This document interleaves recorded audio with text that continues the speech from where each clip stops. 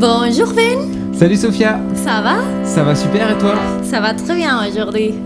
Et aujourd'hui, on va présenter une thématique qui c'est très présente, je crois que dans le monde moderne, je ne sais pas si c'était comme ça avant, c'est la thématique de Saint-Valentin.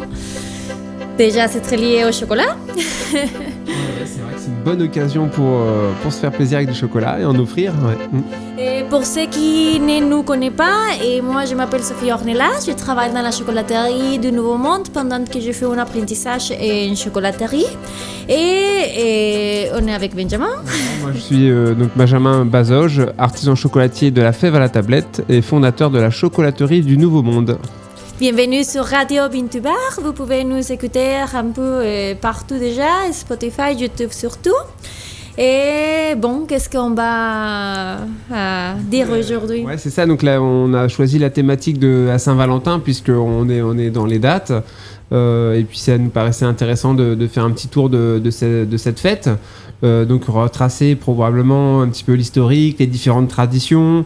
Et puis voilà, faire le lien entre tout ça et le chocolat. Et puis un petit peu partager nos idées sur ces sujets-là et puis voilà, aller au-delà aussi, probablement, on verra si on a le temps, mais d'aller dans l'idée de l'amour et le chocolat, les cadeaux, quand on aime quelqu'un, faire un cadeau, le chocolat, sa place dans tout ça.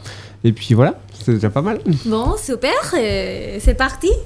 Et bon, justement, je voulais commencer un peu avec l'origine du chocolat. J'aime toujours mettre un peu l'origine préhispanique. Et déjà, on voit que le chocolat c'était très utilisé dans les rituels de beaucoup de types, dans la guerre, mais aussi c'était très présent dans tous les rituels des mariages. Et on a parlé l'autre jour aussi de comment c'était très présente dans les dieux de la fertilité, par exemple. C'était très utilisé comme un aphrodisiaque. Alors j'avais la curiosité, pourquoi? Est-ce que tu connais un peu sur cette thématique? Pourquoi le chocolat était...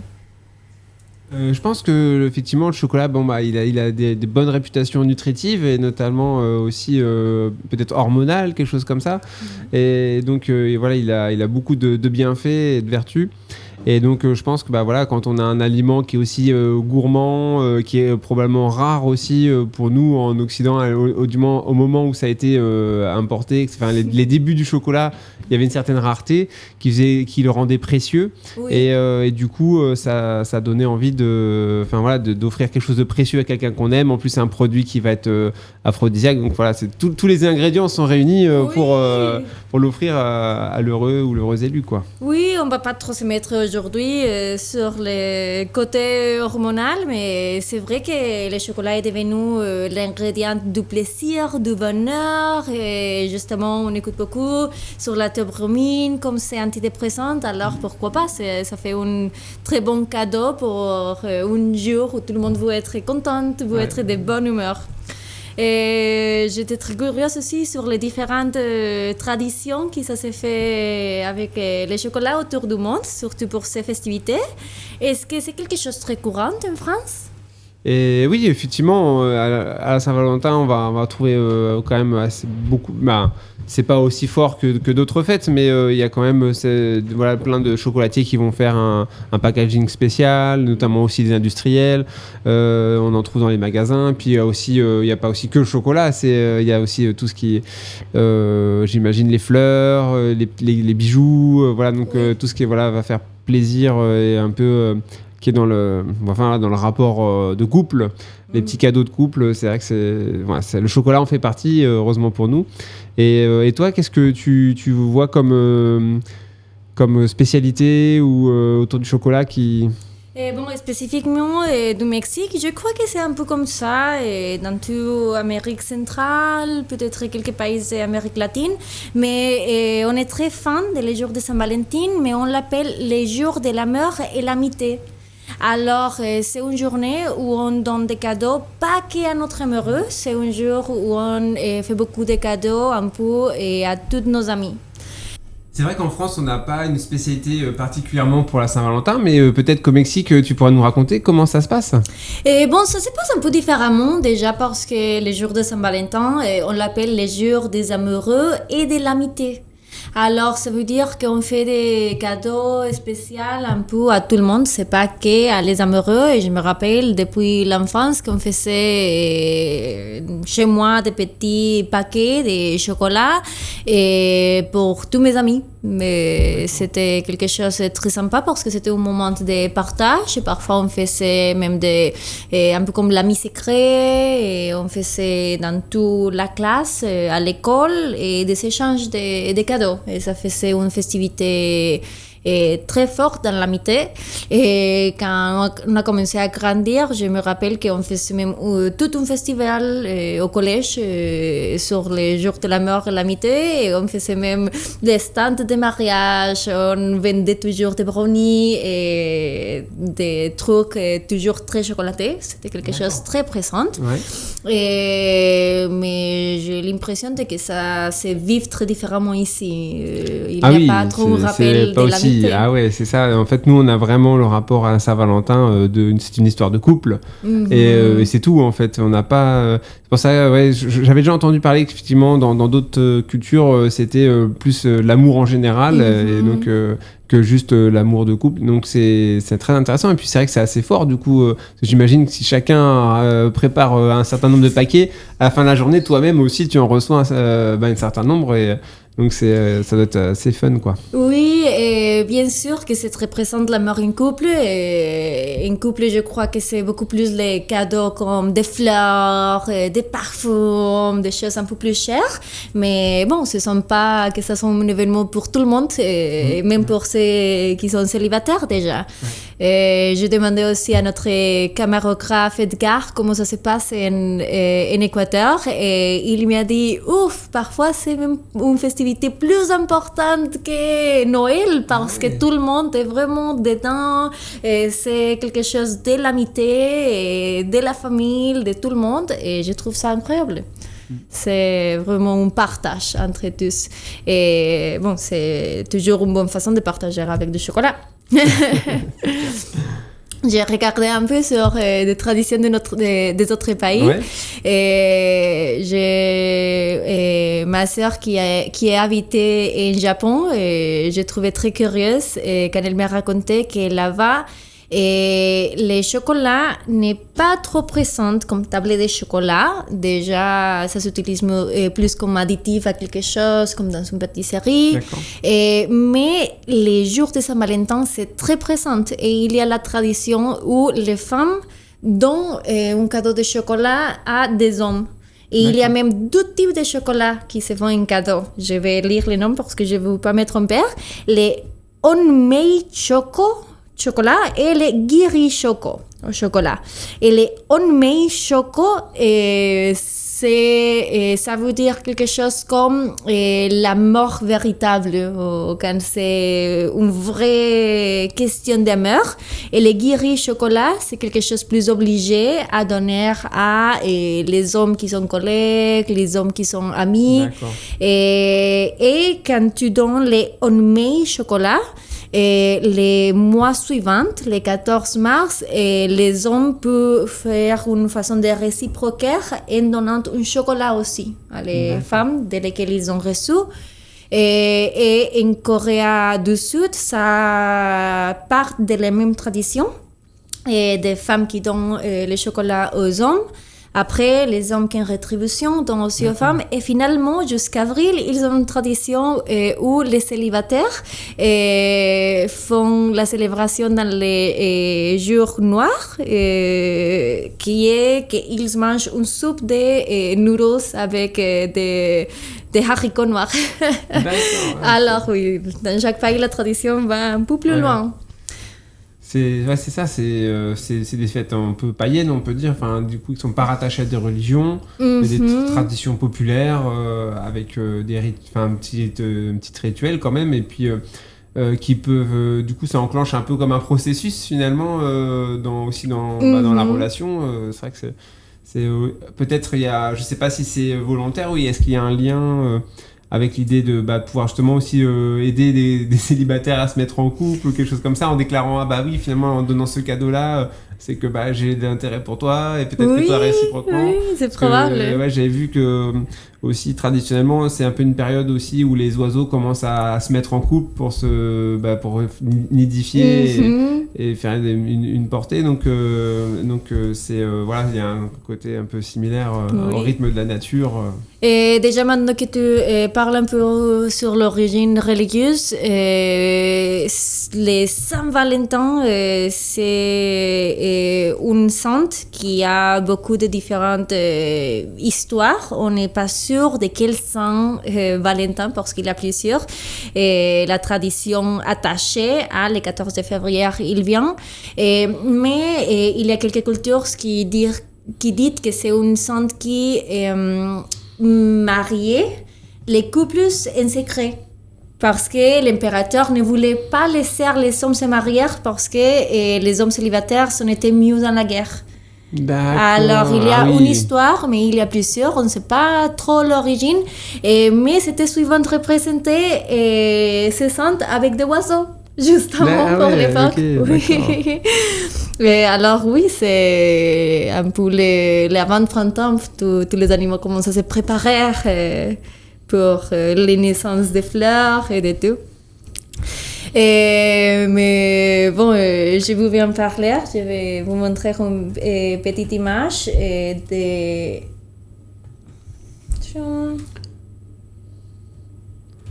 Donc là, on a la photo de...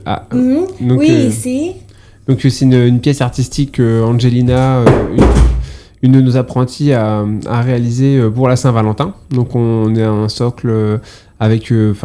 comment décrire, il y a plein de petits cœurs partout, il y a une fleur, un présentoir à chocolat, et c'est vrai que l'idée c'est d'évoquer justement l'amour. Il y a un côté, c'est comme un arbre un petit peu qui va avoir plein de fleurs qui sont des cœurs. Enfin voilà, on peut imaginer un peu ce qu'on veut, mais c'est aussi l'occasion pour nous en tant que chocolatiers de pouvoir pratiquer justement notre partie artistique avec les pièces artistiques sur une thématique.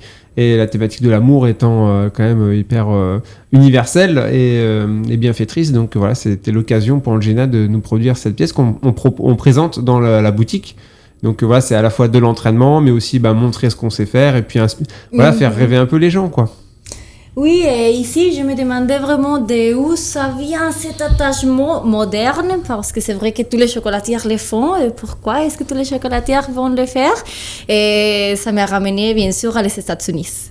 Et c'est énorme, justement, dans les États-Unis, et j'ai trouvé qu'il y a eu une chocolatière, et depuis 1861, qui s'appelle Lay, parce qu'il est mort déjà, mais Cadbury, il a une marque encore sur son chocolat. Mais c'était lui qui a eu l'idée de lier la fête de Saint-Valentin, qui se faisait avec des lettres et des cupides et des images de cœur. Il est allié au chocolat en faisant des boîtes en forme de cœur, et qui pouvaient se garder pour le futur, pour garder d'autres choses, et un peu avec l'idée de garder tous les lettres des amoureux, tous les mémoires des couples, et même je lis que ça s'utilisait beaucoup pour garder des morceaux de cheveux les personnes proches, et c'était lui l'initiateur de cette tradition. Et c'était à partir de là que des autres chocolatières ont dit ok, on va se rapprocher un peu avec on va vendre plus si on est dans la festivité. C'est vraiment moi je trouve que c'est un coup de maître au niveau commercial, parce que en fait il a réussi à s'approprier une tradition, offrir un nouvel objet avec ses produits, son image, sa marque, pour un nouvel usage en fait dans une fête, et puis en faire une source d'inspiration pour d'autres, et puis que ça a dû cartonner, quoi, hein. C'est très brillant, hein, c'est sûr. Oui. Ouais.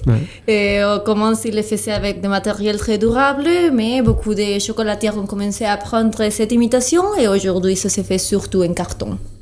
Alors c'est pas des boîtes qu'on garde trop longtemps, mais bon, c'est une jolie commande. Les boîtes en fer, étant enfant, on en voyait plus régulièrement. Moi, ça se fait toujours, mais moins quand même. Moins parce que c'est plus cher. C'est ça. Exactement. Et il y a d'autres, t'as d'autres comme ça, un petit peu faits historiques autour de la Saint-Valentin Oui, et justement, une connexion à moi, ça que je me rappelle que je mettais toujours dans les petits sachets de cadeaux, c'était un chocolat qui vient des États-Unis, qui n'est pas vraiment de bonne qualité, mais justement, ils ont joué avec ce marketing. Et en 1907, Hershey's, en français Hershey, ouais. Hershey a inventé les kisses. Alors, ça veut dire des bisous en français. Et il les a créés justement pour les sons que la machine produisait et pendant que la machine tournait, un petit. Et alors, ça restait comme des bisous et ça est devenu très représentatif justement parce que Saint-Valentin, tu vas donner des cadeaux, des bisous. Ouais. Oui. Alors, histoire de marketing qui a aussi très très bien marché. C'est dommage que le chocolat, c'est pas la meilleure qualité, mais en même temps, c'est aussi un rappel qu'on peut être assez créatif avec ce type de création. Ouais. Et c'est là où, justement, sur l'idée un peu générale de faire un cadeau, je voulais venir sur ce sujet, c'est le sens on met, en fait, pourquoi on fait un cadeau dans quelle intention. Par exemple, en général, on a envie de faire plaisir à quelqu'un, surtout une personne qu'on aime. Et donc, moi, la question que je me pose, c'est quand on aime quelqu'un, qu'est-ce qu'on veut pour cette personne ? Et donc, le cadeau est représentatif de finalement cette volonté de vouloir faire plaisir. Oui. Et en même temps, je me dis, c'est aussi l'occasion, quand on fait un cadeau, partager quelque chose en commun, avoir une petite histoire autour de ce cadeau. Et je trouve intéressant aujourd'hui de proposer des chocolats de qualité bean to bar. En tant que cadeau parce qu'on a vraiment on construit nous une histoire derrière le produit et ça permet à la personne qui l'offre aussi de raconter une histoire et d'avoir un cadeau qui a du sens. Voilà, tout simplement où je veux en venir. Et aujourd'hui, ça me paraît vachement important. Et puis, je pense que c'est aussi pour les gens important de faire des cadeaux qui ont du sens, quoi. Qu'est-ce que ça... Oui, je suis complètement d'accord. Et maintenant que tu es en train de dire ça, il y a un petit rappel qui vient en tête. Et c'était dans une pâtisserie, il y a quelques ans, que j'ai trouvé un dessert dans la thématique de Saint-Valentin, mais qui était une cour cassée. Et il avait, je me rappelle pas, c'était une représentation médicinale, comme une injection, je sais pas. Et le nom, c'était quelque chose comme le process de sanation d'un corps cassé. Et c'était dans la thématique de Saint-Valentin, très originel. Et l'idée, c'était comme amis, donner ça. On va faire ces sanations ensemble parce que la mort, ça vient d'autres façons. Et je trouve ça génial, justement. C'est prendre ces journées très commerciales déjà, mais les donner une signification très personnelle. Et bon, au Mexique encore, mais parce que c'est l'amistad, mais justement, c'est une autre façon de vivre cet amour et de faire ces connexions ensemble.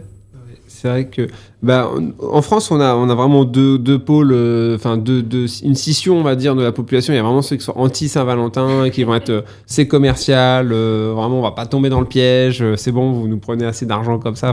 Oui, et puis il y a une autre partie de personnes qui voient la magie en fait de l'événement, qui en profitent pour justement avoir une intention d'amour, un geste. Et voilà, moi j'ai envie d'être entre les deux finalement. Effectivement, pas tomber dans le pur commercial où justement on va acheter pour acheter, offrir pour offrir, et sans finalement y mettre la conscience. Mais je pense qu'on peut trouver l'équilibre entre les deux en prenant, même si on veut pas mettre d'argent, ne serait-ce qu'en prenant un temps spécial pour les gens qu'on aime, même ne serait-ce qu'une pensée, une attention, et ça peut aller plus loin. Jusqu'à offrir quelque chose, prendre du temps avec les gens qu'on aime aussi, c'est un rappel. C'est quelque chose qu'on devrait un peu faire tous les jours, mais comme on court comme des fous, c'est pourquoi pas se donner un petit rappel comme ça avec la Saint-Valentin, de prendre le temps de s'aimer. Oui, et tu as complètement raison. Et encore retourner à les origines, ça c'était des lettres d'amour, des lettres de bons sentiments. J'ai trouvé une autre tradition dans Afrique du Sud où les femmes écrivent des petits désirs qu'ils ont pour les gens qu'ils aiment et les mettent dans les chaussettes. Et ça, c'est la tradition. Et c'est très simple, c'est très joli, c'est très facile à faire. Et c'est justement avoir ces personnes présentes dans sa tête, et écrire des jolies phrases. C'est vraiment qu'il ne faut pas être hyper consommateur pour célébrer un peu ces côtés romantiques. Et bon, pour retourner un peu à la chocolaterie du Nouveau Monde où on travaille, j'ai ramené quelques petits cœurs qu'on a fait. C'est les petits cœurs de guimauve qui ont été faits avec la pulpe des framboises. Ils sont même les petites des framboises. On les a fait à partir des framboises congelées, très très très bons. Et après, on les a enrobés en chocolat noir et on a mis les petits détails. Avec les restes, je voulais pas tout jeter, alors j'ai essayé de sauver les produits en faisant ces petits carrés. Un petit cadre, ouais. Voilà. Exactement, ouais. C'est pas mal, non? Ouais, c'est mignon. Et puis, ouais, franchement, on va goûter, hein, mais moi, je suis pas trop guimauve au départ parce que je suis plus chocolat que bonbon. Mais là, Mathis et toi, vous l'avez fait ensemble, hein, c'est ça? Ouais, c'était avec la framboise dans la guimauve, c'est sublime. Et puis, elle est vraiment bien fondante. Et donc, vous m'avez bien fait apprécier la guimauve. Et... Alors, ouais, donc on se goûte un cadre, du coup. Oui, si tu veux. Hop, alors on a un beau craquant. Je vais aller montrer à la caméra le.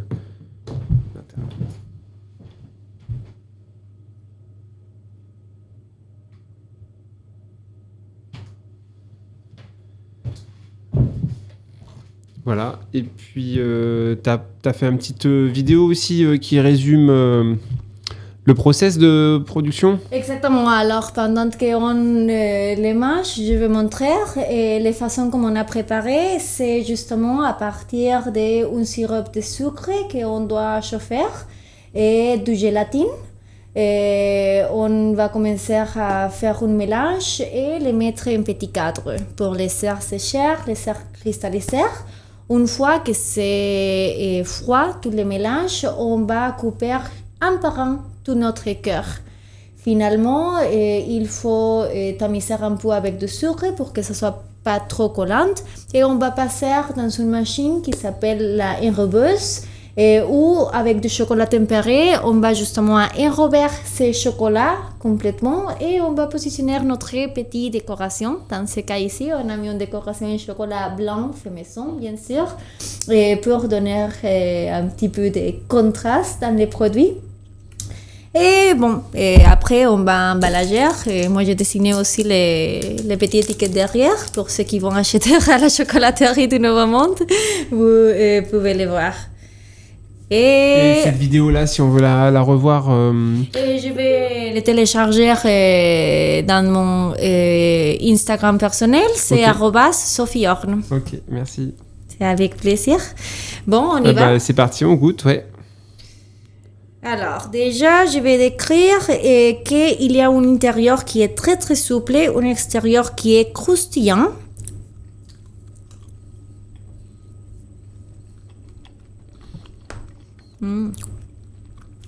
J'adore parce que l'acidité de la framboise, elle va vraiment, baisser la sensation de sucre dans la bouche.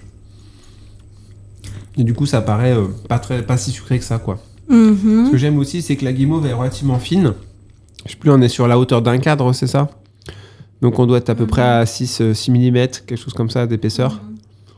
1 centimètre peut-être, non? 1 centimètre, ah ouais.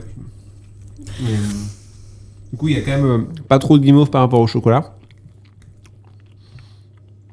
Je pense que c'est important pour moi. Ce que je préfère, c'est comme on a un intérieur qui est assez sucré, le fait d'avoir une coque chocolat noir, donc là c'est un 77%. De Guatemala.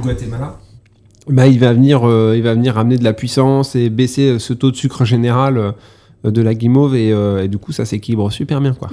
Et même quand on mange sur les corps de chocolat blanc qui est légèrement plus sucré et ça rajoute encore un peu de croustillance, je trouve très bien. Moi, je suis pas trop fan des guimauves, justement parce que c'est quelque chose de très sucré, mais je trouve que quand c'est fait avec des fruits acides, c'est très très bon. Et bon, j'adore aussi que les couleurs soient un peu roses, alors c'est un gros rappel sur la journée. Et oui, bon, j'ai envie de manger plus. Ah ouais, mais c'est dingue, normalement j'aime pas ça la guimauve, mais quand voilà, c'est bien fait. Puis là, elle est fondante, quoi. Je veux dire, ça reste pas caoutchouteux en bouche.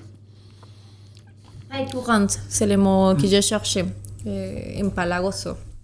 C'est pas courante. On a même les petits grains, les petits pépins de framboise qui sont volontairement été laissés par Mathis, qui donnent un petit peu de texture aussi. Quand ça se coince pas entre les dents. Non, c'est vrai que j'aime bien. J'adore le goût. Franchement, super. Bravo. Bon, merci. C'est long à faire Et franchement, pas trop. C'est long parce qu'il faut laisser cristalliser les guimauves toute la nuit. Et après, il faut couper un par un. Mais une fois que c'est bien cristallisé, et ça va très rapide. Et avec la machine surtout, ça va très rapide. Mais je trouve que c'est quelque chose qui peut se faire assez facilement, même à la maison. Oui. Un bon batteur, par contre, parce que ça foisonne longtemps pour faire la guimauve. Je ne le ferai pas à la main.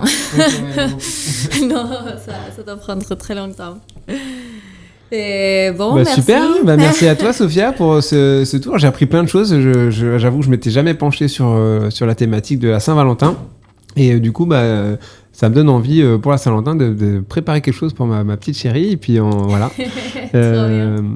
Et puis vous pouvez donc nous suivre sur Instagram avec Radio Bean2Bar, aussi le compte professionnel de Sophia qui est Sophie Horn, O-R-N, donc S-O-F-I-O-R-N. Et puis on a aussi le Instagram de la chocolaterie du Nouveau Monde.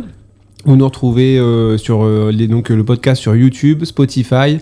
Et puis on est en train de batailler pour essayer d'être sur d'autres plateformes. Tu nous diras quand ça sera enfin disponible. Voilà. C'est déjà disponible sur Deezer et aussi Amazon. Waouh, super. Quel travail, Sophia. Merci. C'est vrai que c'est toi qui gères tout ça et ça roule bien. Merci beaucoup. Merci beaucoup. Et si vous avez envie de nous faire des questions, n'oubliez pas que vous pouvez nous envoyer si vous voulez participer aussi comme invité et aussi vous voulez qu'on goûte votre chocolat dans les programmes. Et vous pouvez envoyer un mail à radiobean2bar@gmail.com. On attend effectivement vraiment une annonce sérieuse. On a hâte de pouvoir recevoir des tablettes de chocolat Bean2Bar et de pouvoir les goûter sur le podcast et puis en parler. Et puis aussi, si ça s'avère être le cas, je l'espère, avoir un petit entretien en amont pour présenter aussi les chocolatiers qui nous donneront les tablettes pour promouvoir votre travail et parler un petit peu de vous parce que c'est un travail noble qu'on fait. On a une mission derrière et donc je vous remercie déjà d'avance. Merci à bientôt. beaucoup. Salut. Salut.